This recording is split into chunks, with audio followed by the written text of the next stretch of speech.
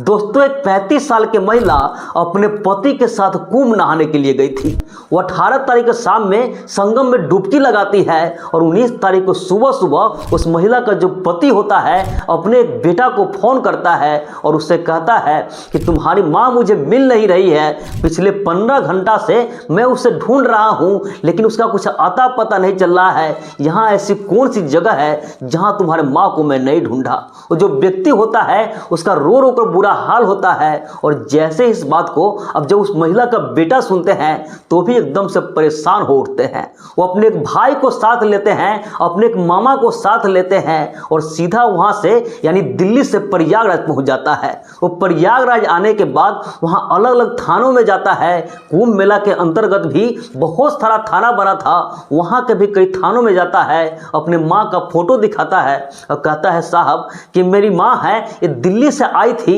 17 तारीख को कुंभ नहाने के लिए, मेरे पिताजी के साथ आई थी लेकिन 19 तारीख से इसका कुछ अता पता नहीं चल रहा है, ये लापता हो गई है, प्लीज आप किसी तरीके से इसे ढूंढ दीजिए। इसी तरीके से वहाँ अलग अलग थानों में जा रहा होता है। वहाँ जिस किसी ने मिलता है उसे भी इसका फोटो दिखाता है और उससे पूछता है कि क्या आपने कहीं इसे देखा है। इसी तरीके से जब कई सारे थानों में जाता है तो एक थाना होता है जो प्रयागराज स्टेशन के बगल में होता है और वहाँ के थाने में जब अपने माँ का फोटो दिखाता है और उसके बारे में पूछताछ करता है तो वहाँ का जो पुलिस वाले होते हैं जब उस फोटो पर नजर पड़ता है तो उसे देखते ही कहता है कि दरअसल जिस महिला का तुम फोटो दिखा रहे हो इसी से मिलता जुलता झूसी थाने से एक महिला की फोटो आई थी, तुम जरा झूसी थाने में चले जाओ और वहां जाके पता लगा लो। अब जैसे इस बात को सुनता है वो सीधा झूसी थाने में चला जाता है और वहां जाने के बाद उसकी जो माँ होती है वो मिलती तो जरूर है लेकिन जिस हाल वो मिलती है ये लड़का का रोंगटे खड़ा हो जाता है, ये फूट फूट कर ये बिलख बिलख कर रोने लगता है।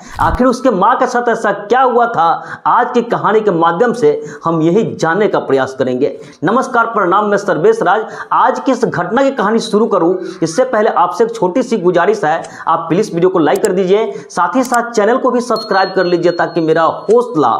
बढ़ता रहे। तो दोस्तों, आज आपको जिस घटना की कहानी सुनाने जा रहा हूं दरअसल ये घटना है उत्तर प्रदेश का एक जिला है प्रयागराज और इसी जिला में इस वक्त कुंभ का बहुत बड़ा मेला लगा हुआ है, महाकुंभ का मेला लगा हुआ है। और इसी मेला में इंडिया का ऐसा शायद ही गांव होगा जिस गांव से 20-50 लोग यहाँ पे नहीं आते होंगे। और इसी तरीके से दिल्ली का रहने वाला एक व्यक्ति होता है जिसका नाम होता है अशोक कुमार और उसकी पत्नी होती है जिसका नाम मीनाक्षी होता है। और अशोक कुमार अपने पत्नी मीनाक्षी को कहता है कि चलो हम लोग भी कुंभ स्नान करके चले आए। उसकी पत्नी होती है इसके लिए तैयार हो जाती है और फिर 17 तारीख को यानी 17 फरवरी 2025 को दिन दिल्ली से वो कुंभ के लिए निकलता है और 18 फरवरी 2025 को दिन वो यहाँ कुंभ में प्रयागराज में जो कुंभ मेला लगा हुआ है उस कुंभ मेला में पहुंच जाता है। वहां एक वीडियो बनाता है, सोशल मीडिया पर अपलोड करता है और 18 तारीख को शाम में ही वहां वो संगम में डुबकी लगाता है। और इसके बाद दोस्तों वहां भीड़ में वो महिला होती है कहीं खो जाती है। वो पूरे रात भर उसे हर जगह ढूंढता है, जहां तहां ढूंढता है, अलग अलग पुलिस वाले से पूछ रहा होता है, लोगों से पूछ रहा होता है कि मेरी पत्नी है वह भी मेरे साथ ही अचानक कहीं गायब हो गई है, उसका कुछ अता पता नहीं चल रहा है। इसी तरीके से पूरे रात बीत जाता है और आखिरकार सुबह सुबह यानी 19 तारीख को सुबह सुबह अपने बेटा को फोन करता है। उसका जो बेटा होता है उसका नाम अश्विनी कुमार होता है, उसकी उम्र तकरीबन 22 साल के आसपास होती है। उससे कहता है कि रात को मैं तुम्हारे माँ के साथ स्नान किया और इसके बाद से ही वो भीड़ का हिस्सा बन गई, अचानक कहीं गायब हो गई, उसका कुछ अता पता नहीं चल रहा है। पिछले 15 घंटा से यहाँ कैसी कौन सी जगह है जहाँ मैं उसे ढूंढा नहीं, उसे ढूंढने का कोशिश नहीं किया, लेकिन इसके बाद भी तुम्हारी माँ कहीं मुझे मिल नहीं रही है। और जो व्यक्ति होता है उसका रो रो कर बुरा हाल होता है। और जैसे इस बात को उसका बेटा अश्विनी कुमार सुनता है वो एकदम से घबरा जाता है।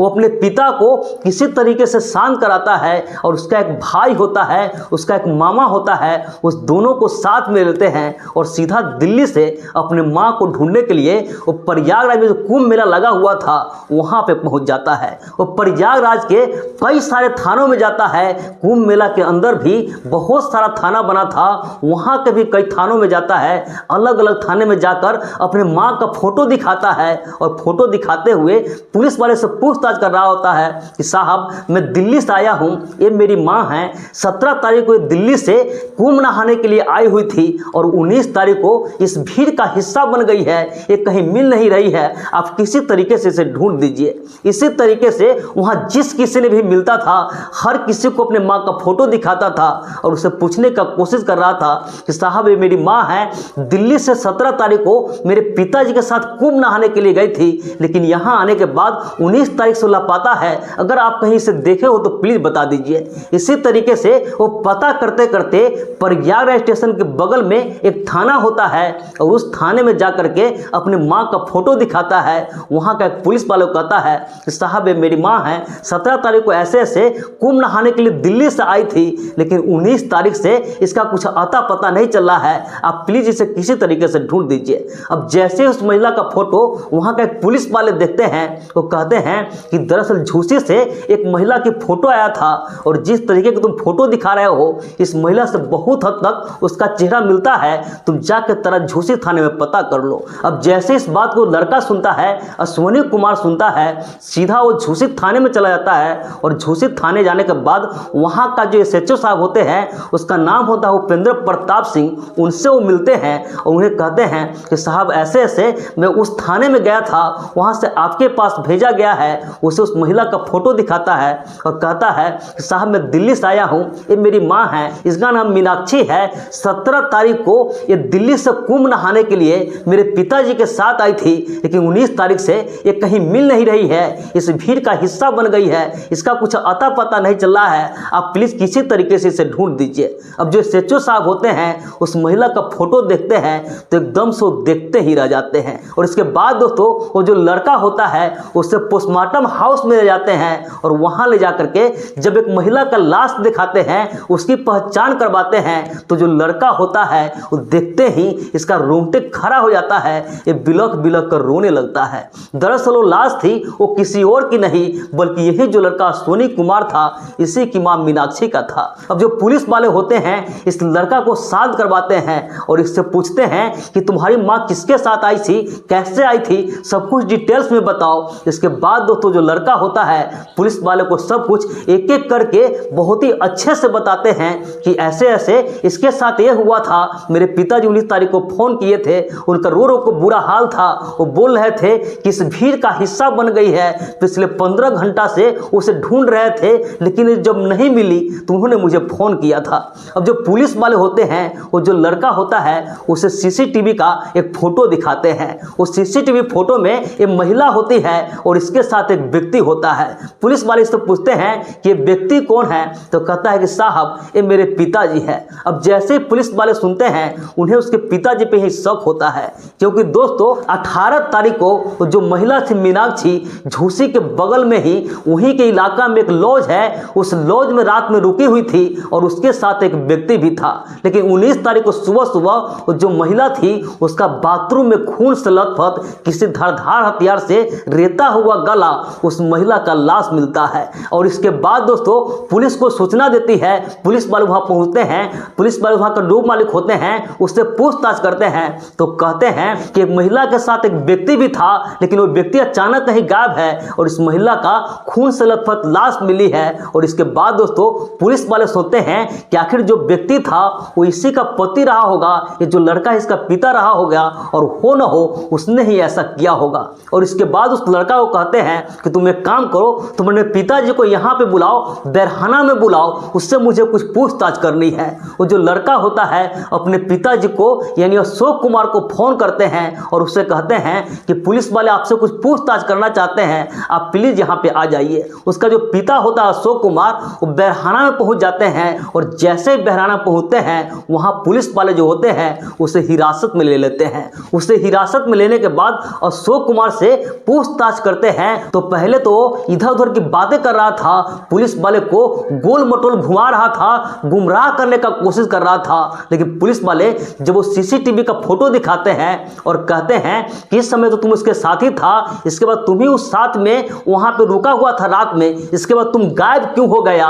और सख्ती से जब पेश आते हैं तो जो व्यक्ति होता है अशोक कुमार कुमार वो टूट जाता है और पुलिस वाले को सारी सच्चाई बता देता है। दरअसल दोस्तों, जो अशोक कुमार होता है वो दिल्ली के नगर निगम में सफाई कर्मी के तौर पे वर्क कर रहा होता है और वहीं पे उसको एक महिला होती है, उस महिला से अफेयर हो जाता है। उस महिला से अब चोरी छुप के मिलने लगता है और उस महिला के साथ धीरे धीरे अवैध संबंध बनाने लगता है। किसी तरीके से इस बात की जानकारी जो अशोक कुमार होते हैं उसकी पत्नी मीनाक्षी को लग जाती है और जो मीनाक्षी होती है उसका फोन डिटेल से वो जो महिला थी उस महिला को ट्रेस कर लेती है। इसी बातों को लेकर के आए दिन अब जो महिला थी मीनाक्षी और उसका पति अशोक था, इस दोनों के बीच झगड़ा लड़ाई होने लगता है। और जो महिला मीनाक्षी थी इसका वो विरोध करती थी और इसी सारी चीज़ों से जो अशोक कुमार था धीरे धीरे बहुत ज़्यादा परेशान हो गया था और फिर एक प्लान करता है कि क्यों नहीं जो मेरी पत्नी है इससे ही रास्ते से हटा दिया जाए। और फिर प्लान के मुताबिक अपने उस पत्नी को लेकर के यानी मीनाक्षी को लेकर के 17 तारीख को वो कुंभ नहाने के लिए आता है और 18 तारीख को वहां पहुंचता है। वहां संगम में डुबकी लगाता है, वहां एक वीडियो बनाता है, उस वीडियो को सोशल मीडिया पर अपलोड करता है और इसके बाद दोस्तों वहां एक रूम का तलाश करने लगता है। वो एक ऐसा रूम ढूंढ रहा था जहां कोई सीसीटीवी कैमरा नहीं हो, जहां उसका आईडी नहीं लिया जाता हो। और इसी तरीके से ढूंढते ढूंढते झूसी इलाके में ही एक व्यक्ति होता है सुरेंद्र, उससे उसकी मुलाकात होती है और सुरेंद्र को कहता है कैसे इससे मुझे रूम चाहिए, मुझे आज रात ठहरनी है। तो सुरेंद्र जो होता है उसके मौसी का एक लड़का होता है संजय, और संजय के वहां उसे 500 में कमरा दिला देता है। वहां पे आईडी वगैरह कोई झंझट नहीं थी, वहां सीसीटीवी कैमरा वगैरह था नहीं और एक व्यक्ति था वो ऐसा ही रूम का तलाश कर रहा था। उस रूम को ले लेता है, रात में वहां ठहर जाता है और रात को ही जब उसकी पत्नी थी वो बाथरूम जाती है तो उसके पीछे पीछे जाता है। साथ में वो धारदार हथियार एक चाकू लेकर आया था और उसी चाकू से अपने पत्नी का गला रेत देता है। और इसके बाद वो उस कमरे में आता है, सारा सामान बैग में पैक करता है, उस चाकू को भी उस बैग में पैक करता है और वहां से फरार हो जाता है। और इसके बाद सुबह सुबह यानी 19 तारीख को सुबह सुबह उसका जो बेटा होता है अपने बेटा को फोन करता है, जोर जोर से रोने लगता है और रोते हुए कहता है कि तुम्हारी माँ दरअसल इस भीड़ का हिस्सा बन गई है, पिछले 15 घंटा से मिल नहीं रही है, उसका कुछ अता पता नहीं चल रहा है। उसका जो बेटा होता है अपने पिता पे यकीन भी कर लेता है, लेकिन दोस्तों जब अपने माँ को ढूंढने के लिए दिल्ली से प्रयागराज जाते हैं तो सारी सच्चाई सामने आ जाता है और जो कातिल होता है वो गिरफ्तार हो जाता है। तो दोस्तों ऐसे ऐसे लोगों के लिए आप क्या कहना चाहेंगे, इस पूरे घटना पर आपकी क्या राय है, कमेंट करके जरूर बताइएगा। बाकी इस पूरे घटनाक्रम सुनाने का उद्देश्य किसी के भावनाओं को आहत करना नहीं था, किसी का भी दिल दुखाना नहीं था, बस समाज में इसी घटनाओं से केवल आपको जागरूक करना था, सतर्क करना था। तो मिलते हैं ऐसी किसी नेक्स्ट वीडियो में, जब तक के लिए जय हिंद, वंदे मातरम।